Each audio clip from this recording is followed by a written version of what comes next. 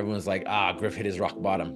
Well, I'm here to tell you that rock bottom has a basement. I've learned that most of us are barely breathing and calling it a life, when in reality, we want to live a life that takes our breath away. I can't hide the fact that I'm in a wheelchair, but a lot of us can hide our mental disabilities. We can hide that fear. We can hide that doubt. We can hide that complacency.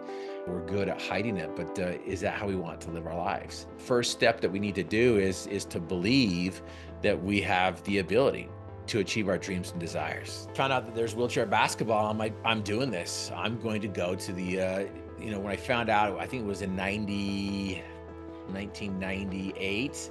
And I'm like, I'm going to go to the 2000 Paralympics in Australia. And I remember telling my buddy, listen, who had been to 3 of the Olympics, Australia would be his 4th. And I'm like, I want to be on the Olympic team. He's like, Griff, you can't do it. How many times have you been told that you can't accomplish your dreams? Yes. And what's interesting is what I've learned is most of us base other people's possibilities on our limitations. Or if we flip it, other people base our possibilities on their limitations. And I looked at him and he looked at me.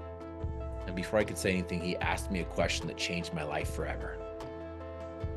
And I came to find out that this individual across from me was a patient at the hospital, but he was a prisoner at the local prison. He was lifting weights at the time, had an aneurysm in his brain, paralyzed the right side of his body, and he couldn't speak. And so the question that he asked me was in his slurred speech, but it was a question that changed my life. In fact, the question that came from this prisoner set me free from my prison.